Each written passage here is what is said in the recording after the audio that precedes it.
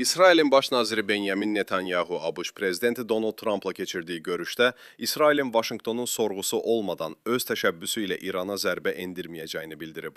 Bu barədə Associated Press agentliyi İsrailli mənbələrə isnadən məlumat yayıb. Məlumata görə Netanyahu Trumpa deyib ki, İran İsrailə hücum edəcəyi təqdirdə Yəhudi dövləti cavab zərbələri endirmək hüququnu özündə saxlayır.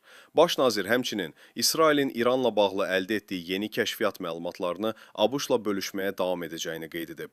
Netanyahu bildirib ki, Vaşinqtonun İranla bağlı siyasətində Yaxın Şərqdəki ərəb müttəfiqlərinin mövqeyini nəzərə almaq məcburiyyətində olduğunu anlayır. O vurğulayıb ki, İsrail İran məsələsində ABŞ-a tam etibar edir və prezident Donald Trumpın verəcəyi istənilən qərarı dəstəkləyəcək. Qeyd edək ki, Netanyahu ilə Trumpın görüşündən əvvəl Al Monitor portalı mənbələrə isnadən İsrail baş nazirinin ABŞ prezidentinə İrana qarşı yeni zərbələrlə bağlı plan təqdim etməyi nəzərdə tutduğunu yazmışdı. Məlumata görə potensial hədəflər sırasında İranın sənaye obyektləri, körpüləri və dəmir yolu infrastrukturu yer alırdı.